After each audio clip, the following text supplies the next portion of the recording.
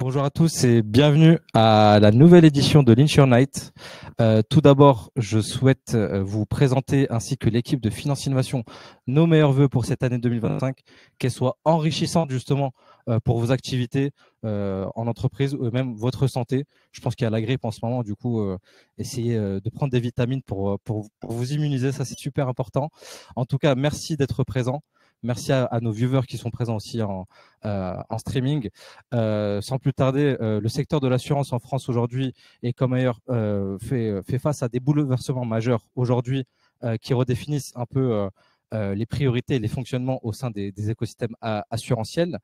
Donc, on a identifié trois grandes dynamiques justement autour de ces bouleversements. Donc, nous avons les nouveaux risques, bien entendu, qui se multiplient et s'intensifient, que ça soit sur les cyberattaques, sur sur tout ce qui est événements climatiques aujourd'hui, qu'on peut constater aujourd'hui à Mayotte, par exemple. Voilà, c'est ce genre d'initiatives aujourd'hui qui sont assez délicats, mais aussi les contextes géopolitiques. Donc, c'est ce genre de choses, ainsi que la pandémie. Je l'ai évoqué tout à l'heure d'ailleurs avec la grippe. Voilà, c'est ce genre de choses aujourd'hui qu'on peut identifier et d'autres choses, bien entendu, avec les nouvelles technologies qui arrivent aujourd'hui. Donc, en transition, nous avons aussi des innovations technologiques qui émergent dans le secteur de l'assurance.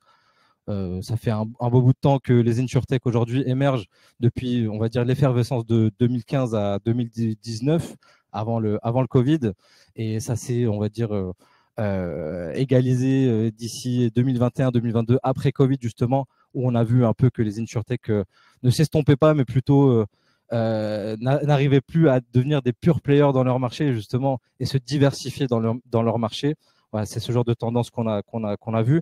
Mais des outils comme la LLM aujourd'hui, de l'intelligence artificielle, de l'IoT aujourd'hui revient, que ça soit en front office pour la relation client, pour mieux personnaliser l'offre de service, ou en back office justement pour aider justement le collaborateur à mieux gérer justement sa gestion sinistre, à mieux gérer ses comptes, à mieux on va dire communiquer et conseiller ses clients. Voilà, c'est ce genre de choses aujourd'hui qui pose aussi des défis, notamment en termes de transparence de données, en termes de sécurisation de données, en termes d'éthique. Hier, on avait une table ronde autour de l'IA Act justement qui arrive. Voilà, c'est ce genre de choses aujourd'hui où on se pose quelques questions. Et bien entendu, on va finir par les attentes des consommateurs. Bien entendu, les assureurs doivent satisfaire la clientèle par-dessus tout. Donc, c'est vraiment, pourquoi pas, la jeune génération aujourd'hui qui souhaite des nouveaux produits, donc les nouvelles assurances d'aujourd'hui, mieux personnalisées, mieux accessibles. Voilà, c'est ce genre de choses qu'on va répondre. Et une transparence, encore une fois, sur leur utilisation de données. Donc, je pense que les assureurs aujourd'hui, ils doivent non seulement innover, mais aussi potentiellement, comme on va l'évoquer tout à l'heure, pourquoi pas sécuriser aussi leur marge, parce que on parle aussi de finances. Donc ça, c'est super important aussi pour les assureurs. Donc, sans plus tarder, je vous ai fait une petite introduction, mais sans plus tarder, je vais vous présenter quand même le panel qui est présent. Donc, il y a David Dubois, donc directeur des partenariats et synergies du groupe Prévoir qui est présent, ainsi que Élodie Duru, donc la directrice au sein du cabinet de conseil Linkio, et que je remercie chaleureusement justement d'avoir mis en place le nouveau panorama des tendances actuelles de l'assurance 2025. Et avant tout, je vais faire quand même un petit tour de table pour que vous puissiez vous présenter. Merci beaucoup. Et on peut les applaudir, bien entendu.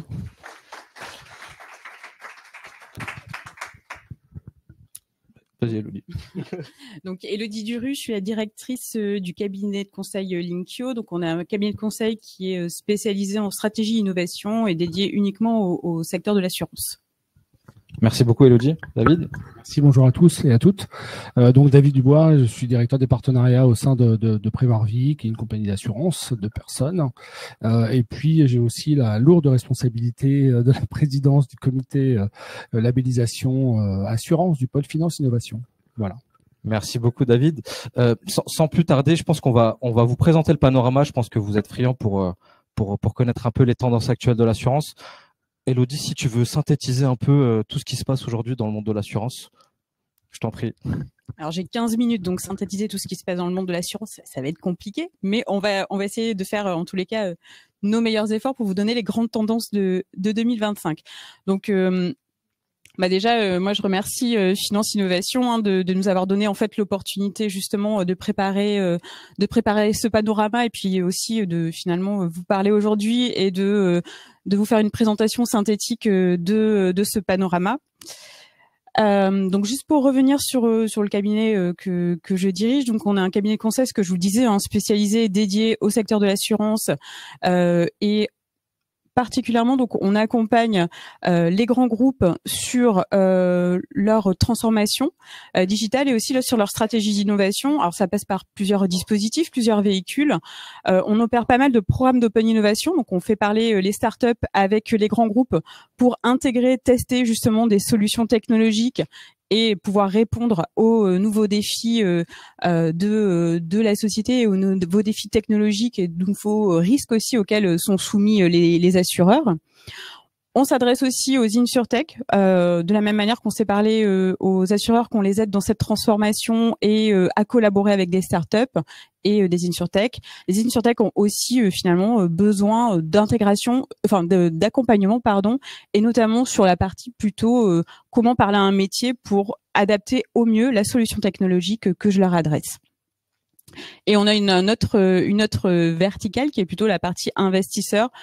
Beaucoup d'assureurs aujourd'hui ont leur CVC, donc on peut les accompagner justement sur le dimensionnement du CVC ou aussi leur apporter en fait des startups, puisque nous notre grande force aussi c'est d'avoir une proximité avec l'écosystème startup en France, que ce soit vraiment les InsurTech, mais de manière plus générale, parce que ce qu'on voit aussi aujourd'hui, c'est que finalement les besoins en innovation ne sont pas liés vraiment uniquement aux produits d'assurance, mais bien finalement à des sujets de performance opérationnelle que peuvent adresser des startups en dehors des pures InsurTech. Pardon, oui, c'est l'autre. Donc là, vu que c'était un panorama qu'on avait fait pour l'InsurD, donc on avait quand même mis aussi en avant notre partenaire qui nous avait sollicité pour ce panorama. Pour le panorama aussi, pour avoir ces tendances, on allait interroger des dirigeants des grands groupes d'assurance et également des InsurTech pour que eux aussi finalement témoignent nous donnent leur ressenti vraiment du terrain sur ces grandes tendances innovation. Donc je les remercie chaleureusement d'avoir participé. Donc sur les tendances. Ce que j'ai envie de vous dire, donc après moi je vais revenir particulièrement sur chacun la grande idée qu'il nous a, la grande tendance pour laquelle en fait il a mis en avant, mais de manière générale, tendance innovation 2025, on va pas se mentir, il n'y a pas de breaking news, on est toujours sur l'IA, l'IAG, l'innovation technologique, c'est vraiment cette innovation là qui va être le véritable enjeu en fait pour 2025, ça l'était déjà en 2024, donc pas de changement.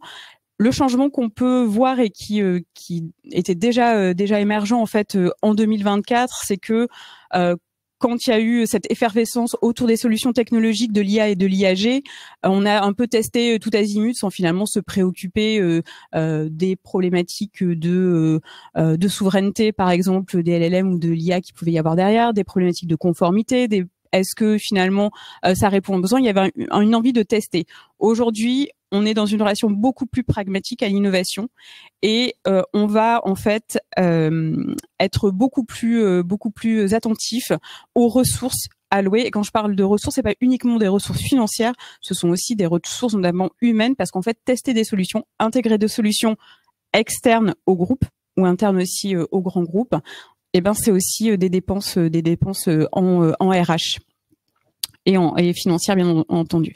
Donc on est vraiment sur des choix très pragmatiques qui sont dus notamment donc un contexte économique aujourd'hui chez les assureurs qui est moins florissant, et aujourd'hui effectivement il y a une attention particulière à ces allocations de ressources dont je vous parlais, et aussi à la notion de ROI autour en fait de l'intégration des innovations.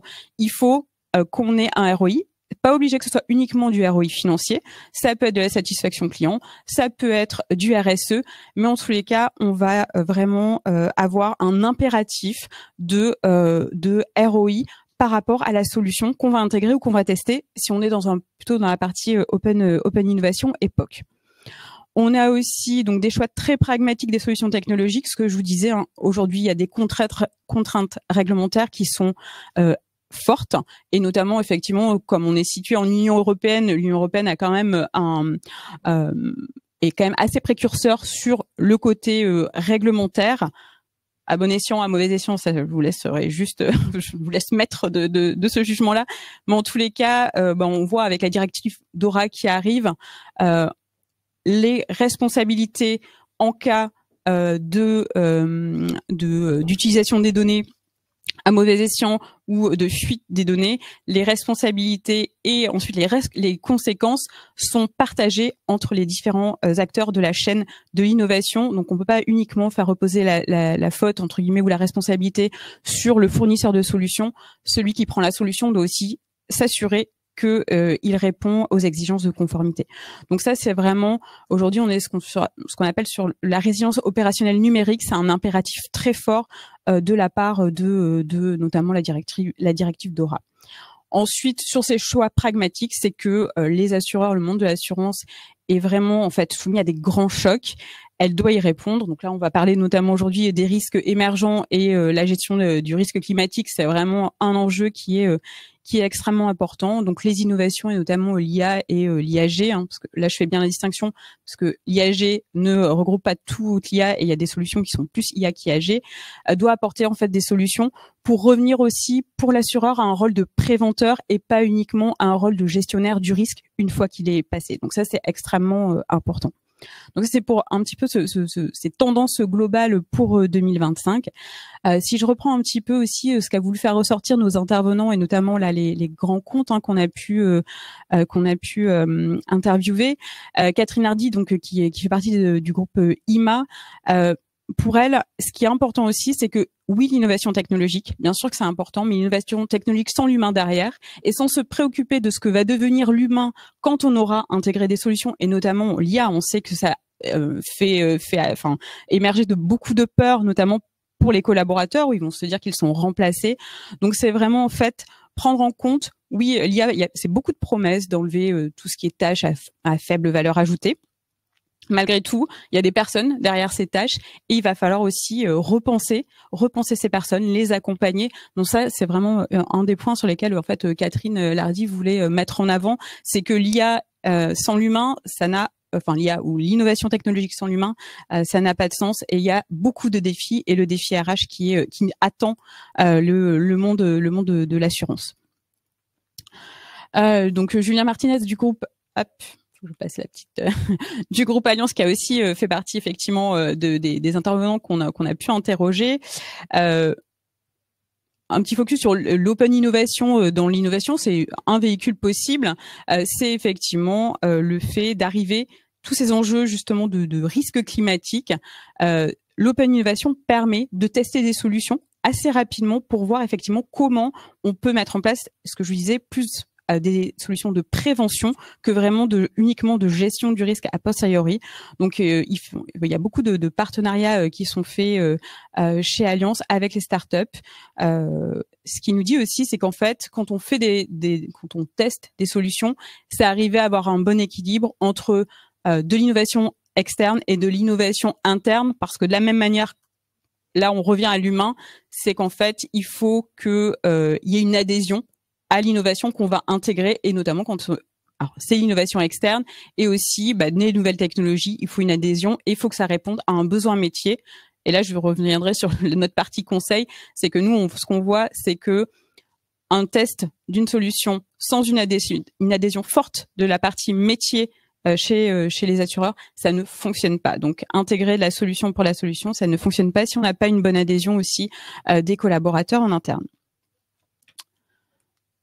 Olivier Laborde là qui nous a aussi apporté sa vision justement de cette tendance de l'innovation avec un aspect plutôt axé sur le côté conformité puis sécurité des données.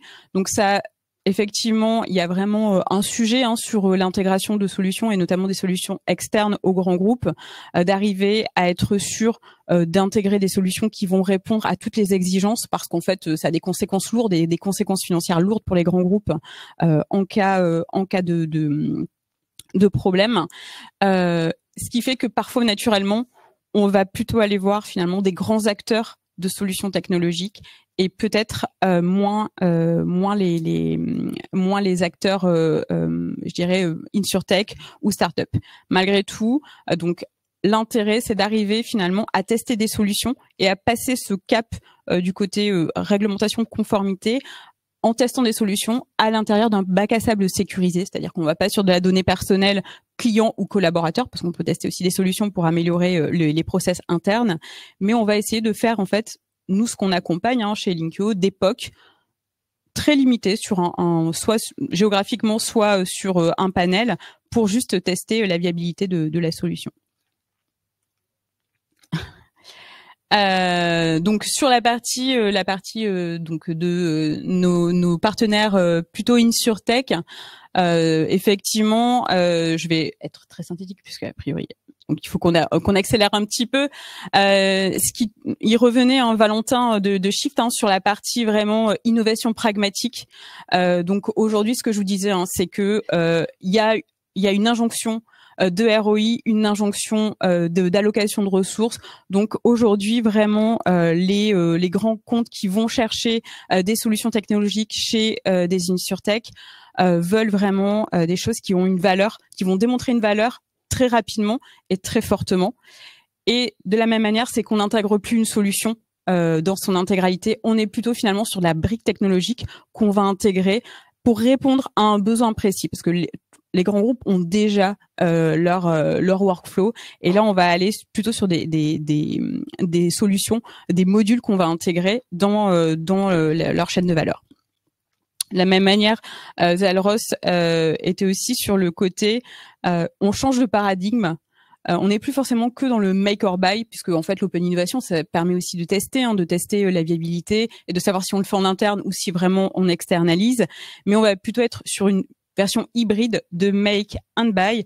Donc on va garder du savoir-faire interne parce qu'on a la maîtrise, mais on va aller chercher en fait des solutions en externe parce que ils sont plus rapides, parce que ils sont plus agiles. Donc on est plus finalement dans un paradigme make and buy plutôt que dans un paradigme pur. On teste et ensuite, si ça nous va pas ou si ça, enfin, on va plutôt faire en interne.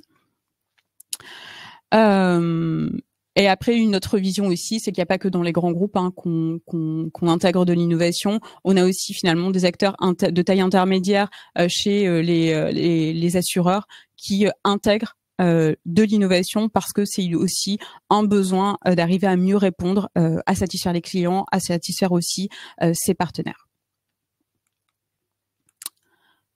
Les chiffres clés. Globalement, les InsurTech ont connu à peu près le même contexte compliqué pour les startups au global en 2024. C'est-à-dire qu'effectivement, enfin en 2023-2024, on est sorti un petit peu d'une bulle pendant la période de pandémie où il y a eu des valorisations et des niveaux d'investissement qui étaient très forts, on le voit, et qui sont vraiment quasiment, si on voit notamment c'est 2022, c'est par exemple quasiment le double que les investissements de manière classique. Aujourd'hui, on est revenu plutôt à une situation normalisée. On peut dire qu'effectivement, il y a eu un apaisement et peut-être ce côté pragmatique aussi de la part des investisseurs, qui sont liés effectivement à plein de facteurs. Aujourd'hui, on est dans un contexte avec beaucoup d'incertitudes, des incertitudes économiques, géopolitiques, et ça touche aussi de la même manière en fait les assureurs. Donc pourquoi en fait en 2024 alors, on est revenu à une situation plutôt stabilisée et moins en fait dans cette euphorie de l'investissement parce qu'on a eu plusieurs phénomènes en fait qui expliquent cette tendance-là et notamment ça a été plus difficile pour les startups à forte croissance parce qu'on a eu en fait des valorisations en chute. Donc il y a eu des niveaux de valorisation qui étaient très forts au sein des startups. Sauf que aujourd'hui, on est dans un contexte, ce que je vous disais, beaucoup plus incertain, avec des difficultés économiques, qui fait qu'aujourd'hui, on a en fait une analyse aussi beaucoup plus pragmatique de la valorisation. Avant, la valorisation, elle était parfois faite sur des données pas forcément sur le chiffre d'affaires, pas forcément sur le nombre de clients. Donc c'était pas forcément des données extrêmement tangibles. Parfois c'était plus finalement des hypothèses de valorisation. Aujourd'hui, on est vraiment revenu à on doit faire du chiffre d'affaires. Et c'est ce sur quoi on va être, on va faire la valorisation. Le chiffre d'affaires, le nombre de clients et le potentiel de la technologie. Donc là, on est vraiment dans un renversement aussi de la manière d'appréhender les levées de fonds. De la même manière aussi, les insurtech se sont recentrés sur faire du chiffre d'affaires plutôt que faire de la levée de fonds. Ce qui explique aussi en partie qu'aujourd'hui, on a moins de levées de fonds. D'une part, il y a une frilosité des investisseurs qui vont être beaucoup plus regardants sur les investissements qu'ils vont faire. Et d'autre part, on a aussi les insurtech qui ont recentré leur activité, non pas sur la recherche de fonds à tout prix, mais faire du CA, parce que de toute façon, si on a une entreprise qui est stable, qui fait du chiffre d'affaires, de toute façon, la valorisation derrière et la possibilité de lever des fonds va être aussi meilleure. Donc en fait, on a tous ces facteurs-là qui ont joué sur le niveau d'investissement en 2024. Après aussi une petite tendance, on a en fait ce qu'on voit plus de séries B et C qui arrivent à lever des fonds, et on va avoir en fait plus de difficultés pour les séries A. On sait qu'à peine 50% en fait des insurtech qui ont fait du seed arrivent à lever en série A. Donc ça, c'est vraiment une tendance insurtech et startup de toute façon en général. Et après, il y a aussi finalement les startups qui étaient en très forte croissance, et ce que je vous disais qu'en fait, qu'il y avait des valorisations trop hautes et qui ont du mal maintenant à aller chercher de nouveaux fonds.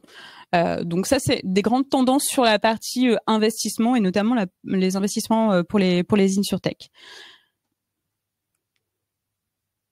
Donc, si on prend un petit peu la répartition géographique, parce qu'on peut voir, c'est quand même, on a globalement une inégalité dans la répartition géographique, avec les États-Unis qui restent le marché dominant et qui lève le plus de fonds, avec l'Europe qui se maintient et qui même regagne des parts en 2024. Un petit recul de l'Asie. Malgré tout, l'Asie assoit sa présence sur les levées de fonds chez les insurtech, donc elles sont bien là. Et après, on a quand même des marchés émergents qui sont à garder quand même en tête, notamment l'Afrique et l'Amérique du Sud, qui aujourd'hui sont sous-financés, mais qui sont quand même des tendances où les investisseurs commencent à regarder ce type de marché. Donc on a quand même malgré tout cette grosse tendance sur le fait qu'on est toujours sur un marché dominé US et Europe. Si on fait un focus sur l'Europe, c'est un peu les territoires qui nous occupent davantage. Donc Cocorico, là la France au niveau des montants levés, c'est nous effectivement qui sont en plutôt situation dominante. À mettre avec un petit bémol en fait sur le nombre de deals, ce qui fait qu'en fait on a une concentration des deals chez peu d'acteurs des insurtech, puisque il y a quasiment la moitié des levées de fonds qui sont faites par 2 acteurs. Donc voilà, on a une bonne dynamique, on a un montant qui est vraiment significatif. Donc on a une position dominante en Europe. Par contre, effectivement, si on prend les Royaumes-Unis, on a un marché extrêmement dynamique avec effectivement 29 deals. Donc on a des plus petites levées de fonds, mais par contre plus d'insurtech qui vont pouvoir aussi finalement alimenter leur croissance et leurs objectifs d'investissement.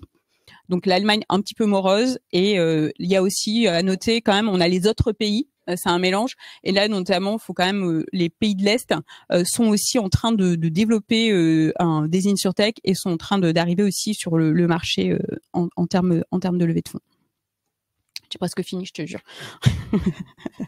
Je vois qu'il me regarde là comme ça un petit peu. Donc ça reprend un peu ce que j'ai dit, hein, donc un petit peu une concentration des montants levés auprès de peu d'acteurs. Là, je parle du marché français, mais quand même avec une bonne dynamique et des nouveaux acteurs qui arrivent. Et ce que je vous disais, c'est que dans le marché global, tout ce qui est série A et séries, on va dire, ça sont compliquées. Et là, la dynamique française va un petit peu à l'encontre où on a quand même des startups, des insurtech qui arrivent à se financer en série A assez facilement. Donc le marché français est presque un petit peu atypique sur la tendance globale de 2024. Je suis hyper rapide. Là, c'était pour faire un petit focus. On sait que près de la moitié des investissements en insurtech, ce sont pour des modèles SaaS et B2B, mais ce qui en fait s'explique assez facilement par le fait que ce sont des solutions qui sont déployables facilement, donc qui s'appuient sur le cloud et qui connaissent une belle croissance avec le développement des API. Donc ça, c'est quelque chose qui est vraiment extrêmement important à garder en tête, et surtout ça permet en fait d'avoir une amélioration et une innovation un petit peu constante en arrivant à intégrer facilement des nouvelles solutions IA. Donc on est vraiment sur cette tendance-là d'une concentration des investissements sur ce type d'insurtech qui ont ces modèles. J'ai fini. Je vais pas vous détailler, je vais pas vous égrener toutes les startups qui sont présentes sur le panorama. Juste pour vous expliquer, par contre, l'organisation en fait du panorama, c'est qu'on prend en fait la chaîne de valeur de l'assurance et on a en fait identifié les startups sur chacun de ces maillons de la chaîne pour vous donner en fait, donc là sur la partie produit distribution. Après il y a les thématiques, il y a le cyber, je vais y arriver, la vie, l'épargne, etc. La partie distrib, voilà. Donc après la partie distrib, et donc ça c'est la manière dont est organisé côté tarification, souscription, etc. Donc je vous laisserai en prendre connaissance. Et vous pouvez alors nous contacter si vous voulez qu'on échange davantage. Donc vous avez notre LinkedIn, et puis de toute façon on pourra aussi échanger à la fin de la table ronde. Et de toute façon vous pouvez aussi récupérer la présentation via le QR code, ou sinon de toute façon en nous le demandant, on vous l'enverra avec grand plaisir. Et ce sera remis aussi sur le post LinkedIn d'Insurday aussi, donc pas de problème pour le télécharger. Merci en tout cas Elodie, merci pour ce joli panorama. Vous pourrez le retrouver sur nos réseaux sociaux, sur les réseaux sociaux de Linkio. N'hésitez pas à les contacter aussi sur LinkedIn si vous le souhaitez, ou passer par moi. C'est toujours aussi sympa. On va rentrer dans le vif du sujet avec une petite table ronde maintenant. J'ai envie de réévoquer un peu les nouveaux risques. David, toi, tu connais bien le monde de l'assurance pour le coup. J'aime énormément ton savoir. J'aime ce que tu dégages. Clairement, on va dire les choses. Aujourd'hui, quel impact et quel intérêt aujourd'hui les nouveaux risques représentent pour les assureurs aujourd'hui? D'abord, c'est pas une table ronde, c'est une table carrée qu'on a sur la scène. Alors peut-être en quelques mots, effectivement, quand on parle de risques, on parle souvent de nouveaux risques, mais des fois c'est finalement juste un approfondissement des risques ou une transformation des risques déjà existants, ou alors des risques qui s'imposent de manière plus virulente, alors que ça fait 10 ou 15 ans qu'on a des signaux faibles qui nous montrent en fait qu'il y a des sujets d'intérêt et qui vont un jour nous arriver en pleine face. Clairement aujourd'hui, si vous regardez le rapport annuel du Forum économique de Davos de 2025, vous allez voir, la guerre, la désinformation, le cyberespionnage, le climat évidemment, sont des risques qui menacent l'économie mondiale. Et s'il y a des menaces sur l'économie mondiale, il y a des répercussions sur les marchés, il y a des répercussions macro, micro. forcément, pour les assureurs, c'est des problématiques qui vont un jour se poser, qui vont descendre dans les problématiques des branches d'assurance. Allianz, le groupe Allianz sort aussi un baromètre régulièrement, le baromètre 2025, top le cyber comme un des risques principaux, mais finalement c'est une menace persistante qui existe. Ça fait plusieurs fois que c'est topé. Ce qui est rentré dans le baromètre, dans le top 10, c'est les problématiques liées à l'intelligence artificielle, qu'on voit évidemment comme des opportunités, mais quand on voit la rapidité de l'utilisation des IA génératives, par exemple, ça soulève énormément de problématiques de risque, de conformité, de capacité d'acceptation, de crainte, et donc derrière, des enjeux, certes, de captation de valeur par quelques acteurs et uniquement quelques acteurs, mais aussi derrière du stress que ça peut générer dans les organisations d'un point de vue social, de laisser sur le côté des gens qui seraient pas à la page. Donc en fait, on voit bien que l'univers des risques, c'est un univers qui bouge énormément. On le capte au niveau des risques majeurs, donc d'un point de vue macro, et puis après on commence à descendre d'un point de vue plutôt micro, enfin méso et micro, et donc derrière les répercussions pour les assureurs. Quand on parle de cyberattaque, évidemment on a les risques de cyberattaque sur les assureurs, hein. Les services financiers et les services de santé sont les plus touchés aujourd'hui. Il y a eu en 2024 par exemple au dernier trimestre 2024, il y a eu grosso modo, chaque organisation a été impactée de 1300 attaques par semaine. Alors évidemment, elles sont pour la plupart déjouées, mais 1300 attaques, ça veut dire derrière des enjeux de pilotage de son SI, de repérer les attaques, de les bloquer pour éviter des fuites de données et tous les enjeux qui sont derrière.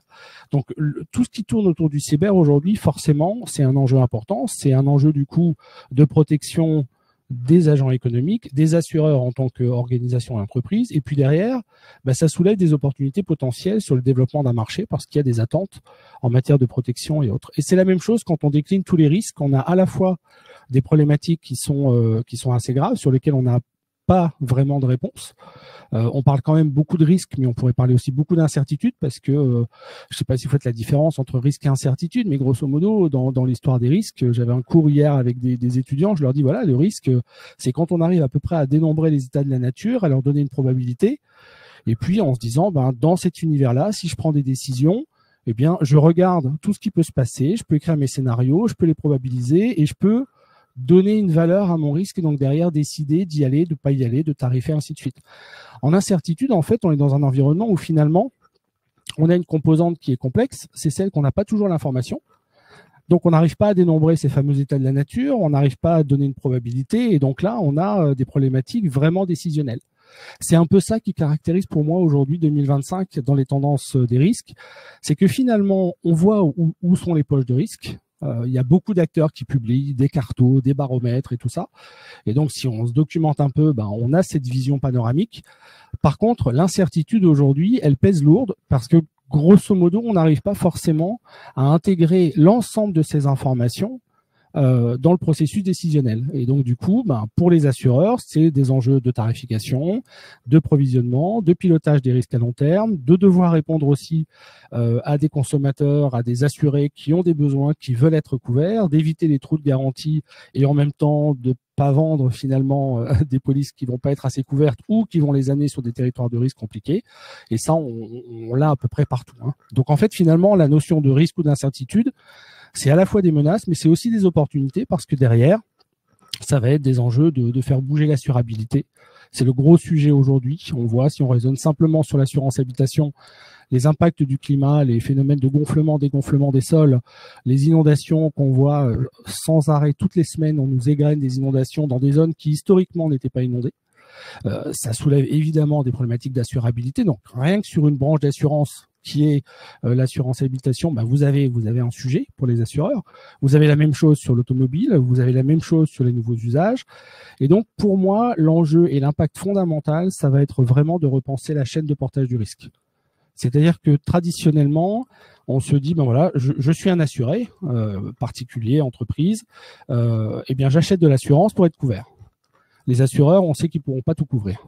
Ils le disent au travers des associations, au travers de leurs études ou autres. Donc, grosso modo, ça veut dire que, historiquement, les assureurs partageaient les risques avec les réassureurs.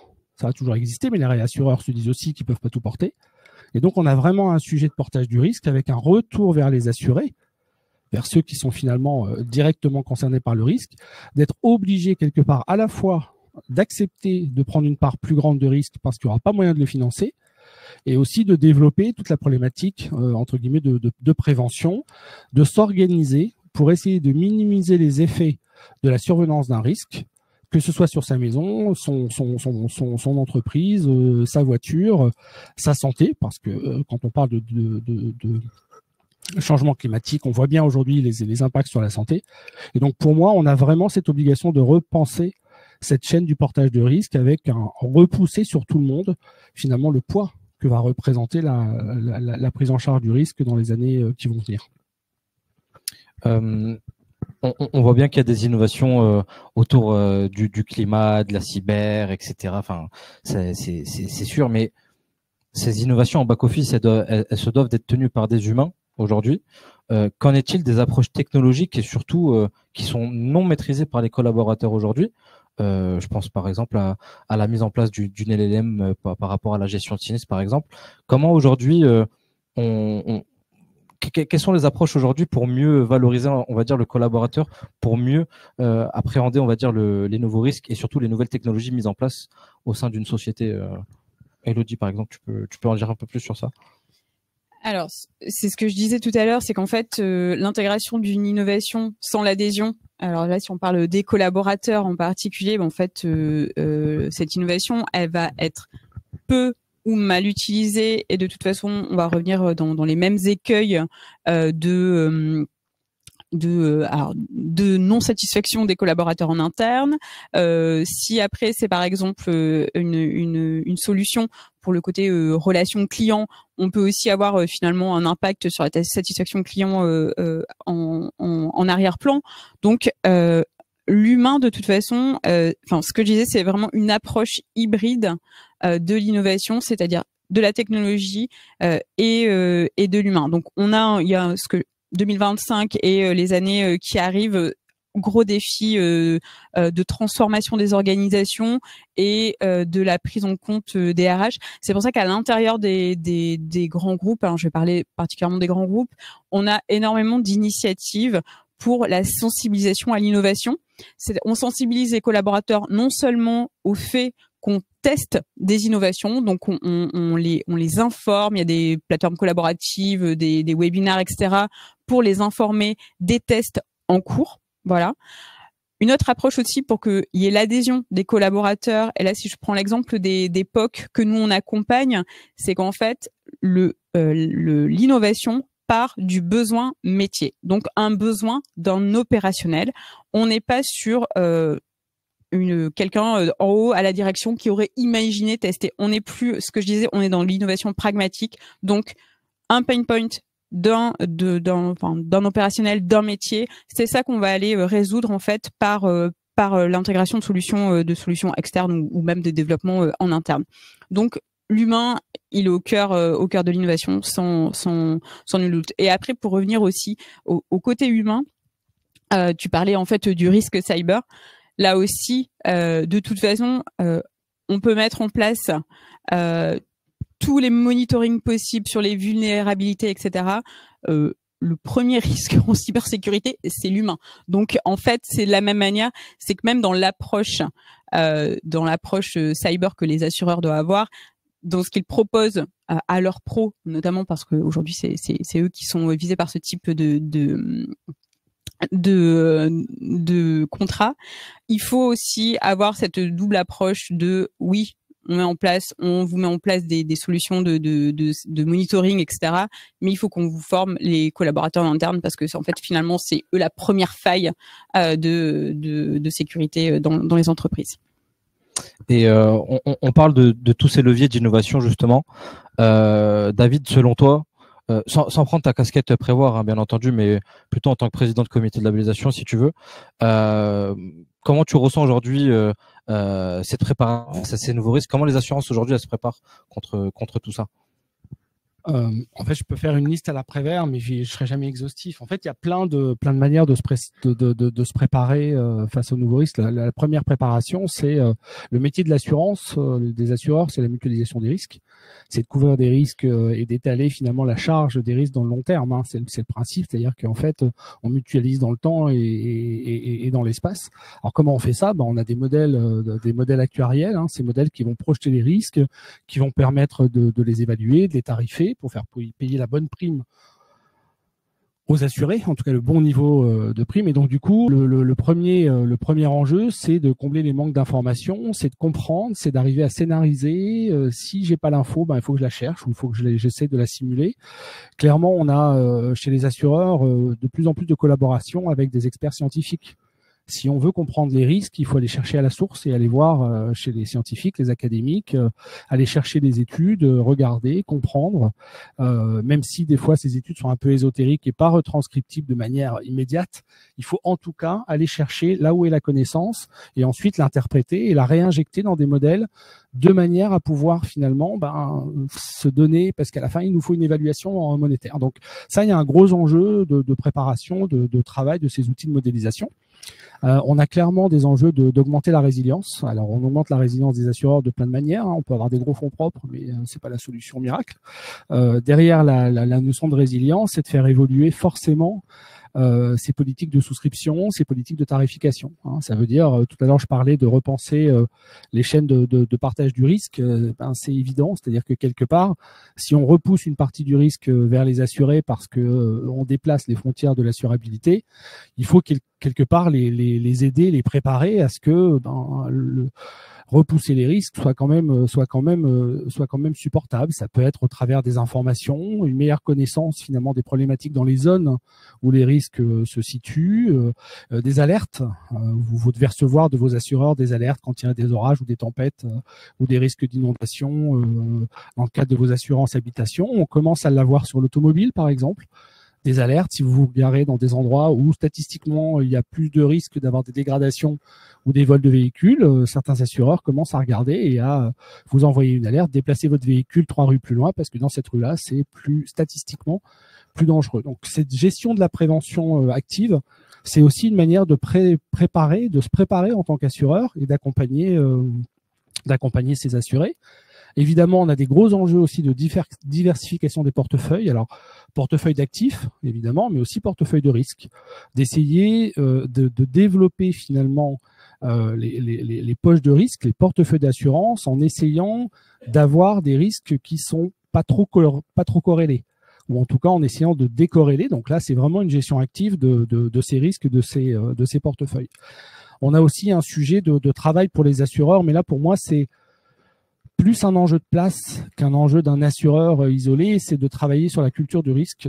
Pour ceux qui me connaissent, je pense que j'utilise souvent ce terme parce que pour moi, c'est important de faire comprendre que quelque part, il y a une obligation vraiment d'accepter le risque, de le comprendre et ça descend sur l'ensemble de la chaîne. Et cette culture du risque, en fait, c'est pas une culture d'évitement ou une culture de je ferme les yeux, je veux pas savoir ce qui se passe. C'est au contraire de comprendre et de se préparer. Et là, pour le coup, c'est vraiment un sujet collectif. Moi, je crois beaucoup pour demain au rôle mais au rôle social de l'assureur dans cette protection globale, quels que soient les risques, parce que finalement, les systèmes assurantiels ou financiers ne seront pas suffisants pour pouvoir couvrir, ou alors ce sera à des tarifs qui ne seront pas absorbables. Ce qu'on commence à voir dans certaines zones pour certains risques d'assurance. Moi j'ai bien aimé parce que en ce moment ma voiture elle m'indique qu'il y a beaucoup de verglas en ce moment, donc c'est assez délicat. Et en parlant de ça justement, les nouvelles technologies, tu évoquais tout à l'heure les IA, les IAG aussi. Il y en a beaucoup d'autres, hein, cyber, blockchain, etc. On en passe, mais qui sont vraiment des gros leviers d'innovation aujourd'hui. On peut évoquer la fraude, la lutte contre la fraude aussi, etc. Est-ce que, sans citer des startups, enfin des prestataires de services technologiques, bien entendu, est-ce que tu peux nous donner un peu des exemples concrets de ce qui se passe aujourd'hui, des retours d'expérience que tu as ou même des use cases que tu aides justement aujourd'hui? Oui, après je compléterai juste sur le modèle d'actuariat qui effectivement était souvent a posteriori, donc on fait des modèles avec les données passées. Aujourd'hui, on a un vrai enjeu data pour l'actuariat qui est en fait la donnée en temps réel et le traitement de la donnée en temps réel et d'adapter en fait les modèles de manière continue. Et ça, c'est un vrai enjeu en fait d'innovation. C'est justement renouveler, repenser les modèles d'actuariat pour adapter au mieux effectivement les primes. Après, je pense que de toute façon, l'augmentation du partage de risque est certainement ce qui va reposer davantage sur l'assuré. Il y a plein de choses en fait à repenser parce qu'on parle beaucoup de zones qui seront plus assurables, des collectivités qui sont plus assurées ou qui seront plus assurables. Donc il y a beaucoup de choses en fait aujourd'hui et la data c'est un vrai enjeu pour les assureurs, c'est-à-dire ils en récoltent beaucoup aussi, ils ont accès à beaucoup de data, mais c'est savoir l'exploiter pour repenser leur modèle et notamment leur modèle d'actuariat et de calcul des primes, et au-delà aussi d'adapter. Là, c'est encore un autre enjeu, d'adapter les contrats quasiment en temps réel. Il est arrivé tel événement, événement climatique ou même événement moment de vie, ça peut être aussi ça, et en fait de précéder la demande de l'assuré et de lui proposer la meilleure garantie, la meilleure couverture pour continuer à avoir en fait ce rôle vraiment d'assureur et aussi de conseil qui est parfois un petit peu reproché de la part des clients, où globalement si on les interroge souvent, globalement l'assureur ils ont affaire que quand ils ont un problème, et il n'y a pas le côté en fait proactif de l'assureur qui va aller au devant du besoin de l'assuré. Donc ça c'est vraiment quelque chose.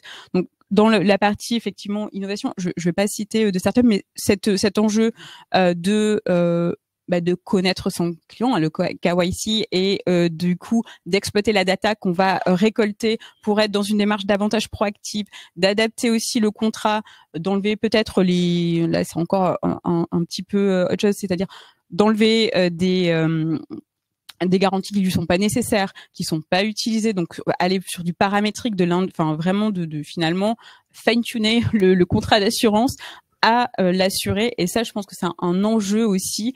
Et voilà, de plus en plus effectivement les insurtech ou l'écosystème startup autour de l'assurance travaillent justement à donner cette capacité à l'assureur à repenser aussi sa position vis-à-vis de son assuré, et de pas être vu à part, ok, l'assurance, c'est je paye. Voilà, c'est plutôt ça. Je me rends compte de l'intérêt de l'assureur quand j'ai un problème, mais on espère majoritairement on n'en a pas. Et donc voilà, c'est vraiment repenser aussi la vision et la manière en fait de la relation client et assuré et assureur. Moi, ce qui est bien, c'est que je peux citer justement des startups parce que je suis un pôle de compétitivité justement.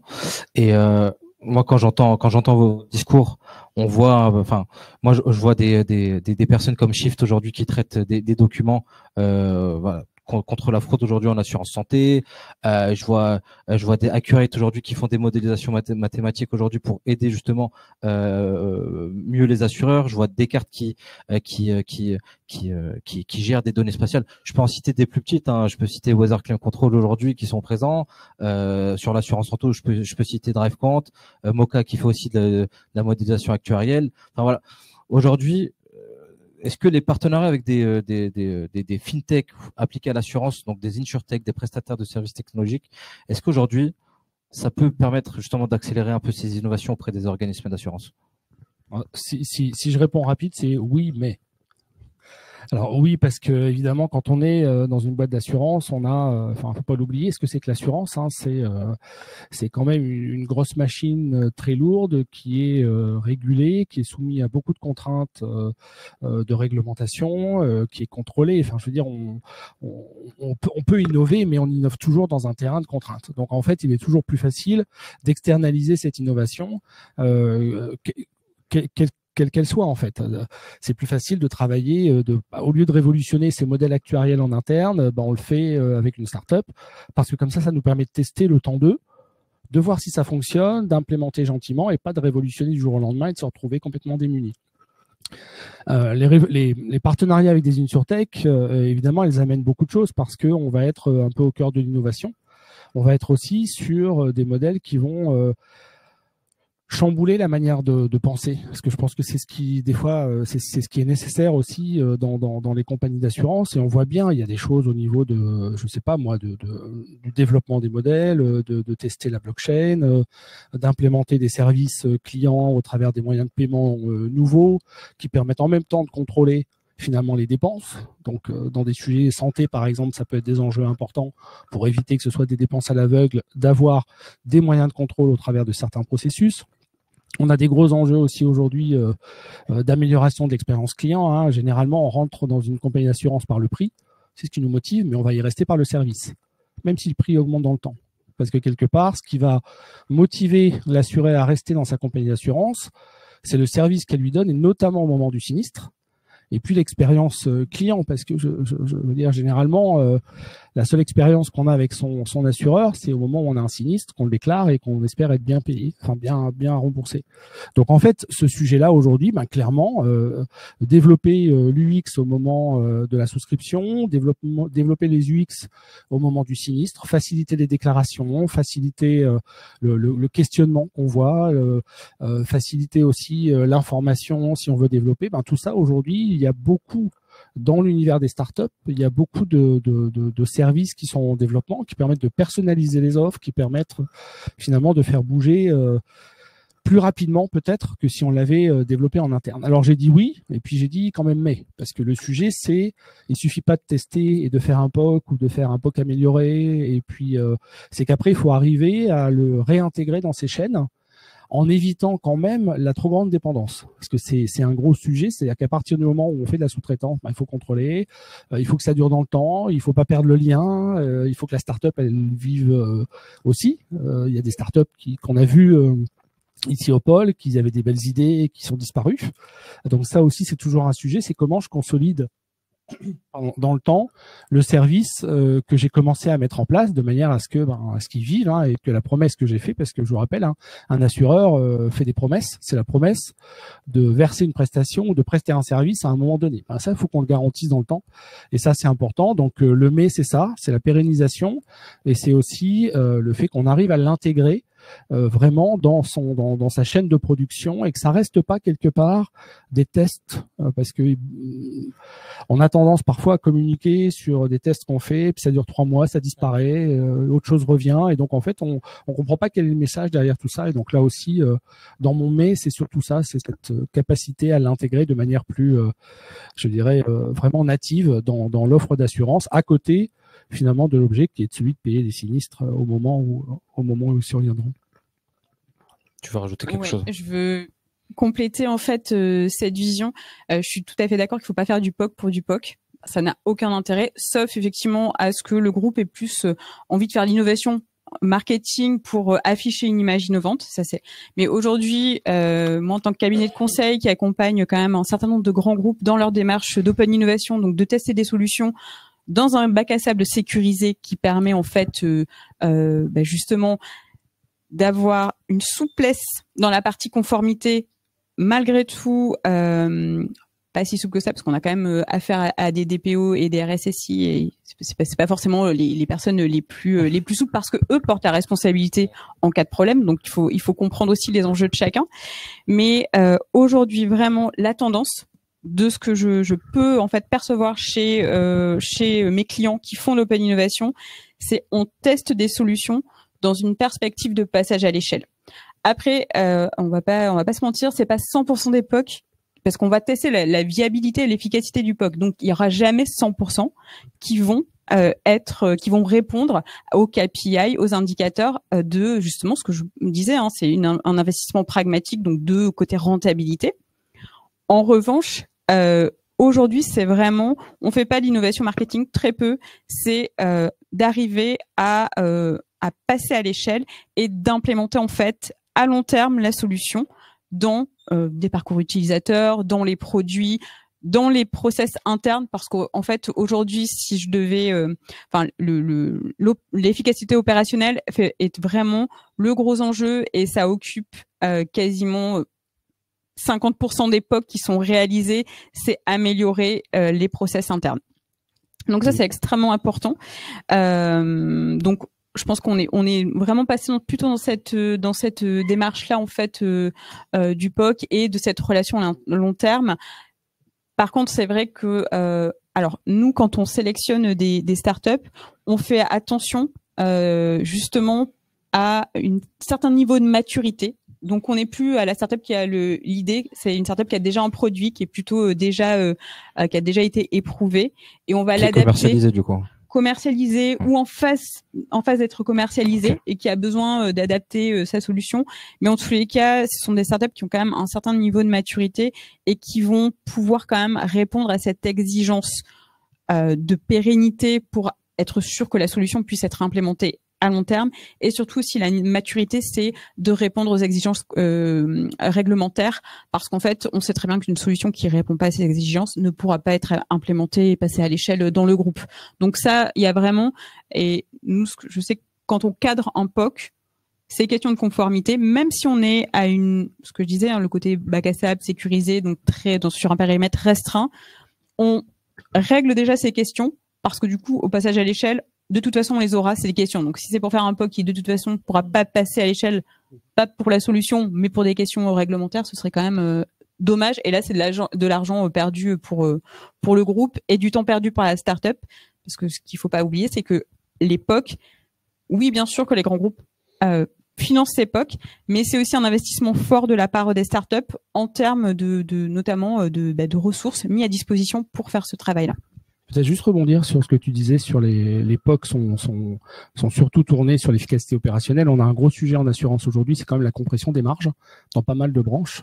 Et donc du coup, on a derrière les enjeux de coûts, les enjeux de maîtrise de sinistralité, dans un environnement où les budgets des ménages sont aussi un peu contraints, et donc les augmentations des primes santé, des primes auto, des primes habitation, ça va commencer à peser sur les budgets. Donc du coup, cette compression des marges, parce qu'il faut faire des efforts pour rester à la fois compétitif et puis pas faire trop peser, elle nécessite effectivement, enfin ça motive finalement la recherche d'efficacité opérationnelle, et dedans on est clairement sur essayer d'automatiser les process, d'externaliser, en fait, de sécuriser une chaîne de production à moindre coût, pour qu'on puisse le répercuter en fait à la fois sur les marges et aussi sur les tarifs, in fine. Donc du coup, c'est des enjeux aussi très structurants, je pense, pour quand on parle des tendances 2025 ou plus, c'est aussi quelque chose qu'il faut avoir en tête. Mais pour toi, est-ce que c'est réduire des coûts, c'est diversifier ses revenus, enfin comment tu peux trouver cet équilibre entre l'innovation et la rentabilité d'un assureur? Parce que tu parlais justement de performance opérationnelle, d'efficacité opérationnelle, mais aujourd'hui on a besoin de ces startups justement d'innover. Comment tu fais justement pour avoir ces leviers? En fait, la rentabilité, elle se fait de deux manières. Soit on arrive à accroître les revenus sans augmenter les coûts, on crée, soit on a des revenus qui stagnent ou qui baissent, et là il faut comprimer les coûts. Le problème de la compression des coûts, c'est que c'est une vision quand même, si elle est vue juste pour comprimer les coûts, pour dégager de la marge immédiate, c'est quand même une vision de court terme qui derrière peut gréver l'innovation, peut gréver la transformation, peut empêcher même une entreprise finalement de continuer à exister dans son business model. Donc en fait, les enjeux, c'est de travailler sur l'ensemble des facteurs financiers, travailler sur l'augmentation des revenus, la diversification, évidemment la tarification au juste prix, ça en fait partie, modulo les limites d'élasticité, forcément, et puis après de travailler sur les coûts, et les enjeux des coûts, c'est compliqué parce que les coûts d'un assureur, il y a deux grands éléments, il y a la masse salariale et il y a la sinistralité. Après, il y a d'autres coûts, bien sûr, mais je veux dire, c'est deux-là. Donc, ça veut dire que travailler sur la masse salariale, c'est des enjeux de diminution des effectifs, de forte digitalisation, de substitution dans ce qui est possible. Alors, je raisonne pas social quand je parle, je parle vraiment de manière très financière.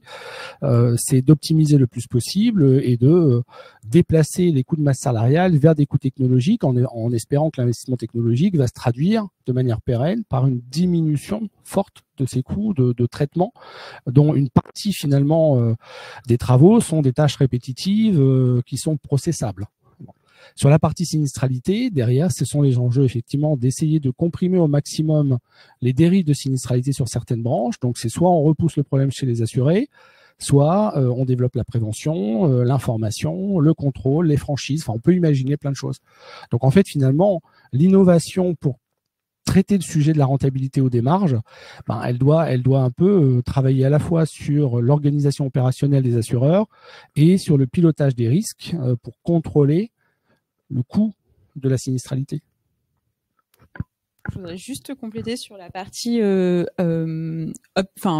efficacité opérationnelle et optimisation.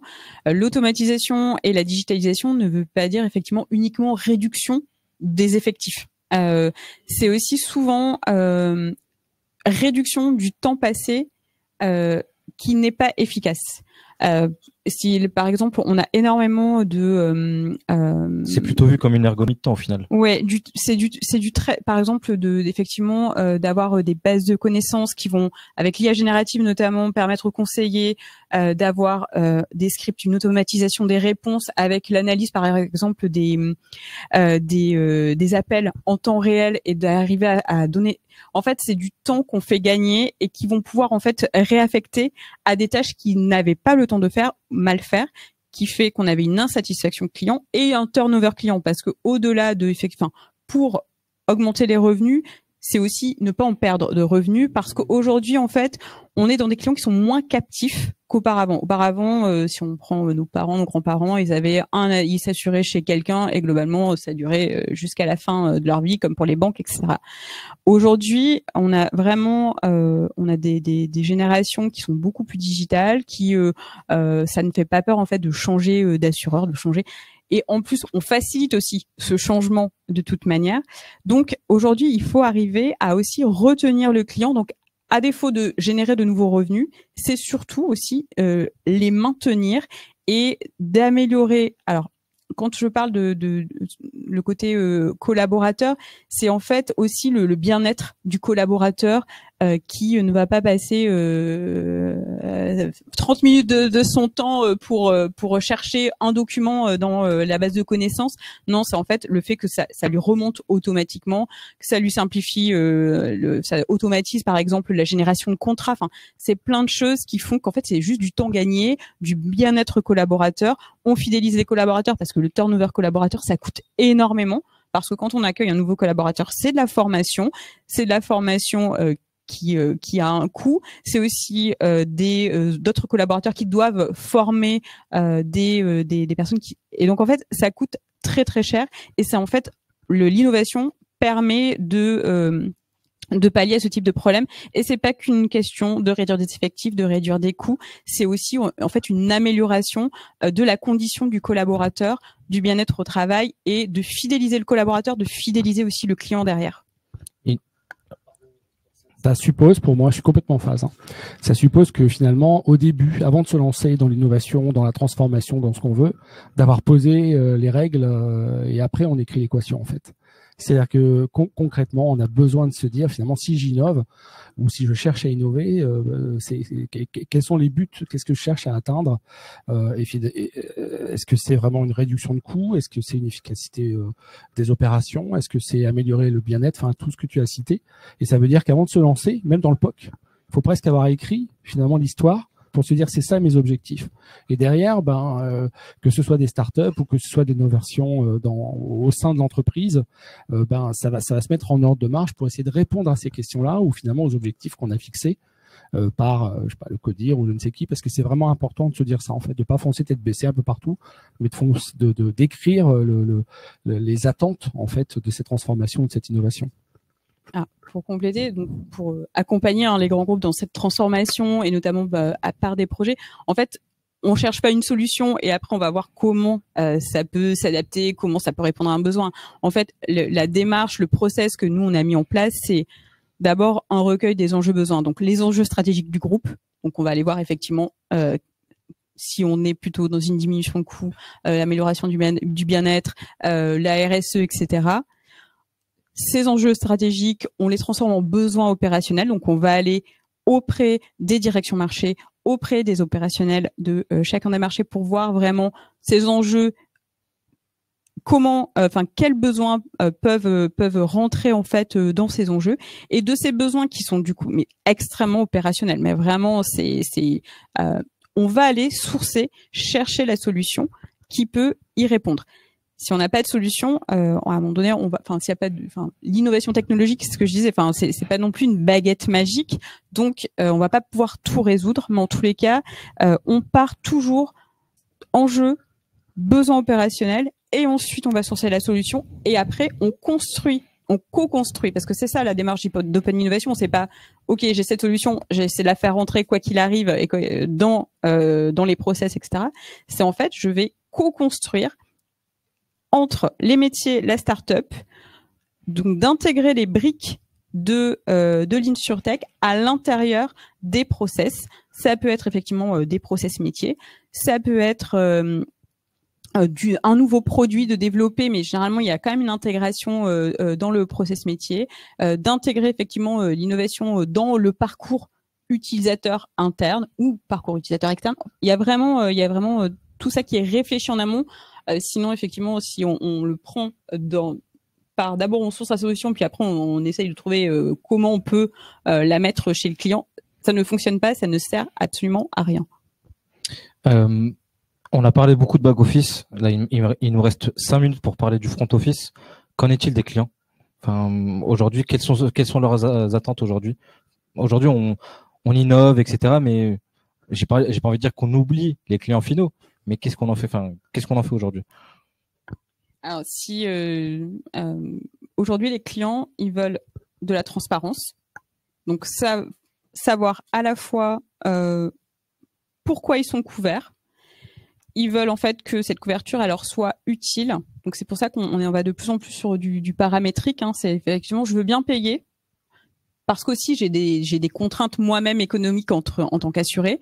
Je veux bien payer, mais à condition que ça me serve. Et dans cette transparence aussi, j'ai une carte bleue et j'ai un autre contrat d'assurance. Et en fait, sauf qu'on lit pas toutes les petites lignes de tous les contrats, de contrat de la carte bleue, donc avec l'assurance embarquée et celle de mon assureur. Et en fait, il y a des choses qui se recouvrent. Et là, je pense qu'il y a effectivement beaucoup de choses. Il y a des choses à mettre en place pour que un assuré puisse avoir finalement un screening de toutes les couvertures qu'il a et de voir s'il y a des chevauchements, des recouvrements, et ensuite effectivement d'arriver à parce qu'on revient vraiment fine-tuner les contrats qui lui conviennent et qui le couvrent, mais au juste prix, parce qu'en fait il a des contraintes économiques, et si on veut en plus faire reporter une partie notamment du risque, de prise en charge du risque par l'assuré, c'est pareil, il va pas pouvoir payer et son portefeuille n'est pas extensible.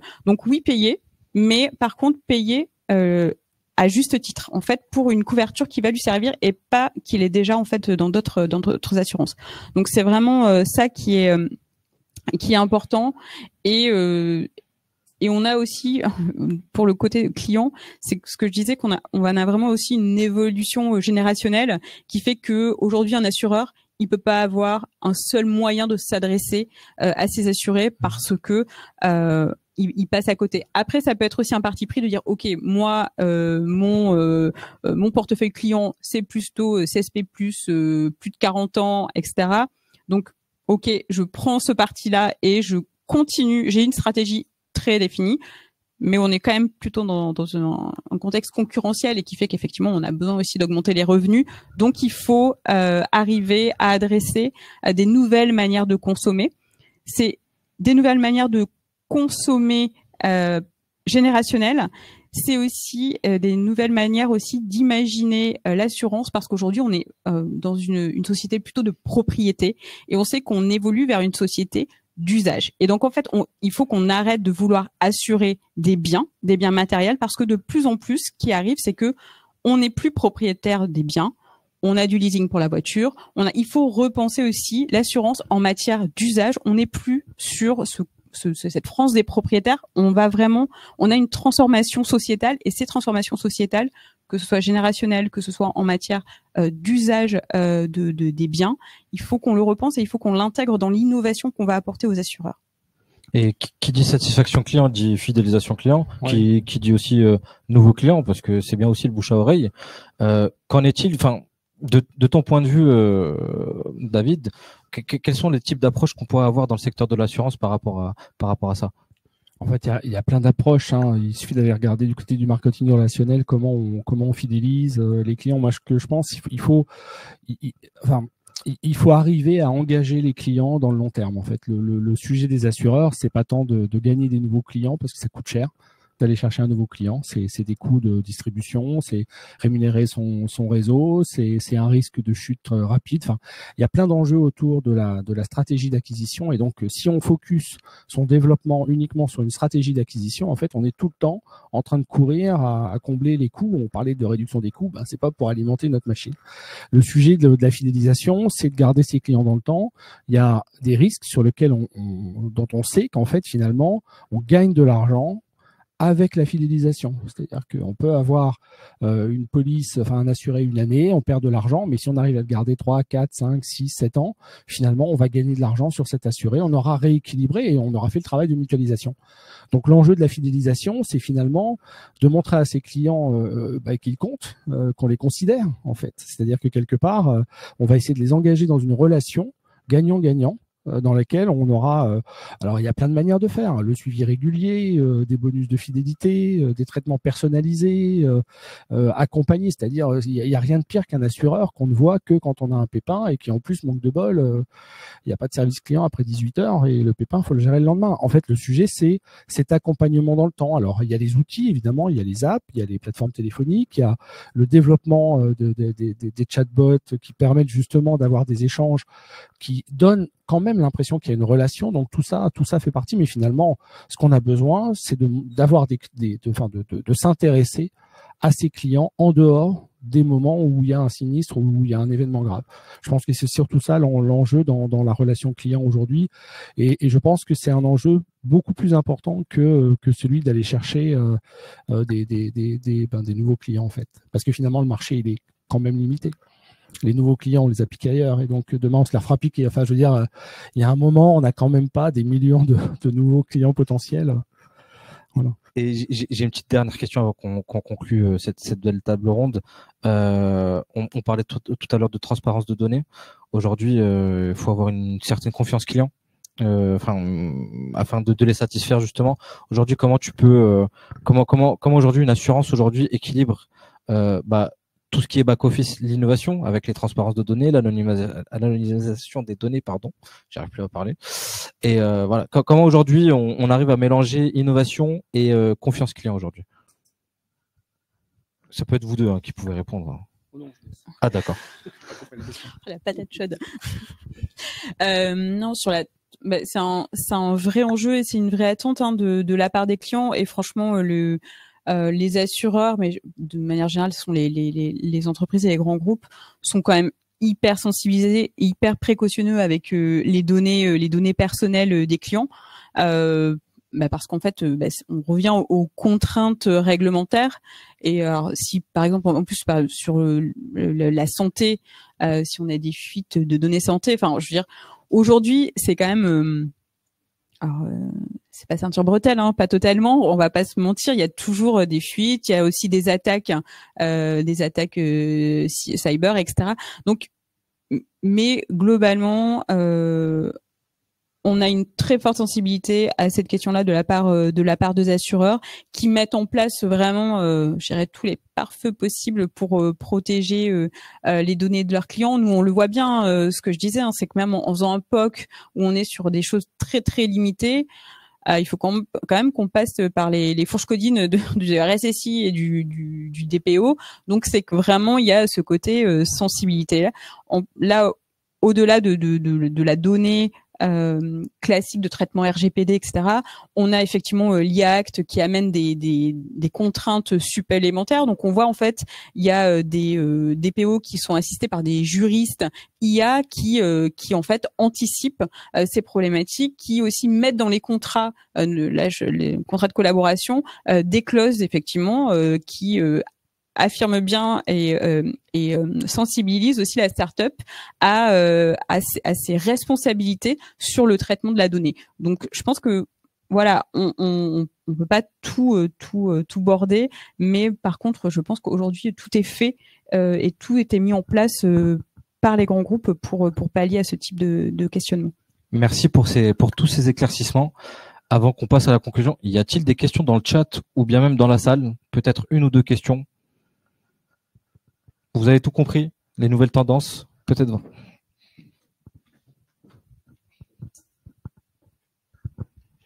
Oui, je voudrais rebondir sur prolonger la réflexion d'Élodie, parce que 2025 sera une année assez lourde en termes d'évolution réglementaire. Dans 2 jours, c'est DORA, et dans 15 jours, c'est l'IA Act ou RIA, avec le premier niveau le 17 février, 2 février, je crois.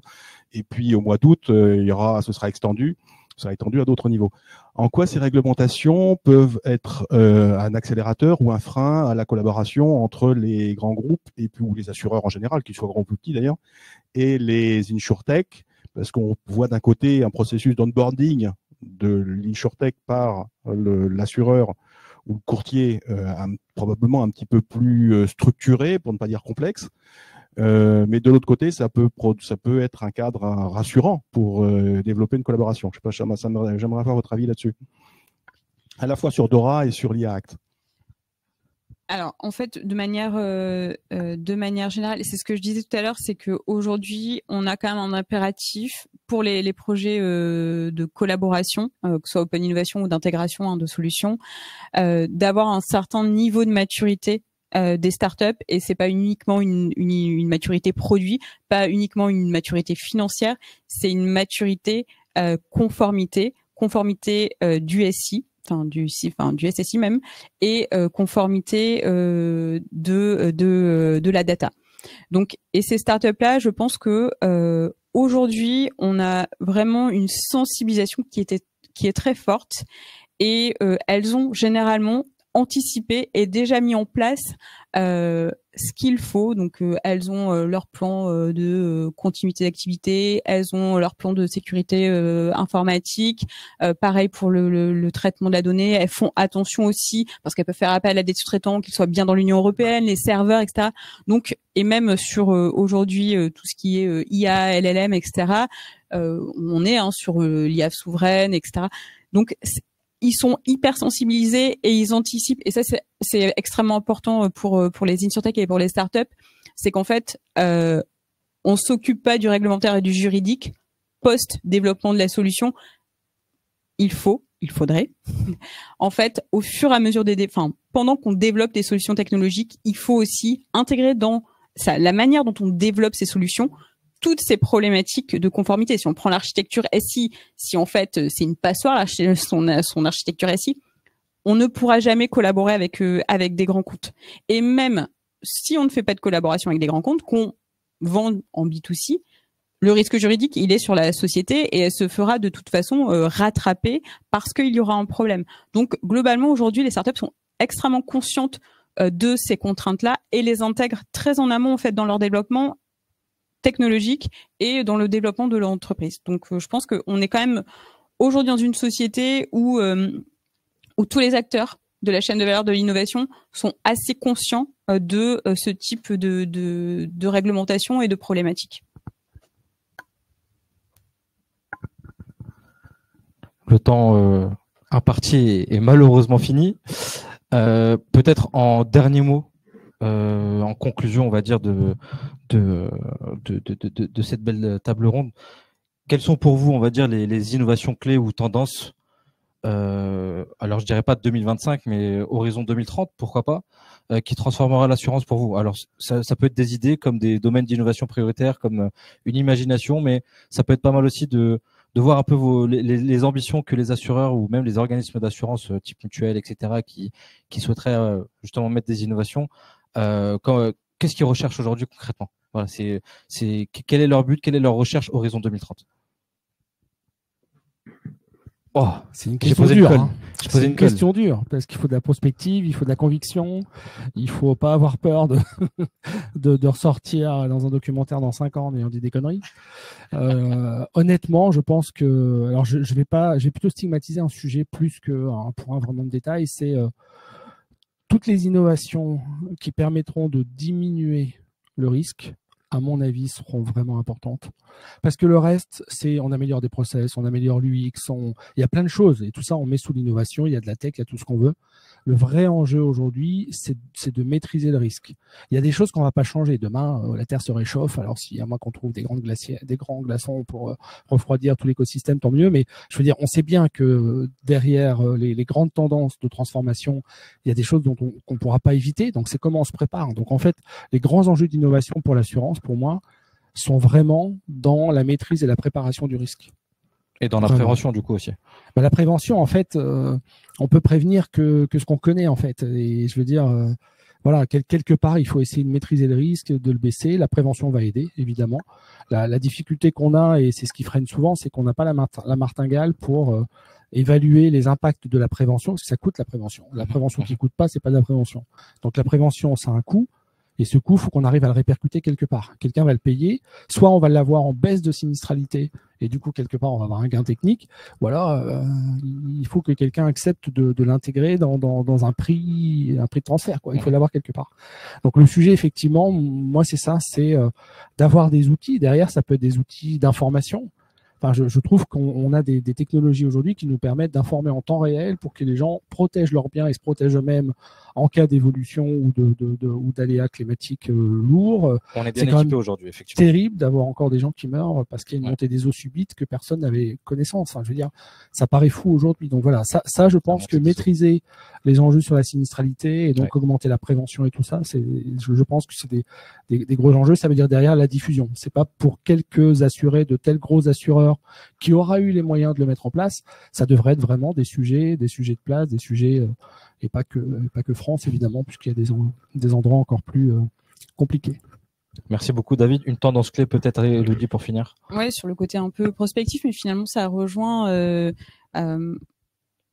c'est l'exploitation de la data et l'exploitation de la data en temps réel pour arriver en fait vraiment à repenser les modèles en temps réel, parce qu'on peut plus être dans l'assurance du risque a posteriori. Il faut vraiment arriver à être au plus près en fait de la réalité la réalité du risque et la réalité effectivement de l'événement.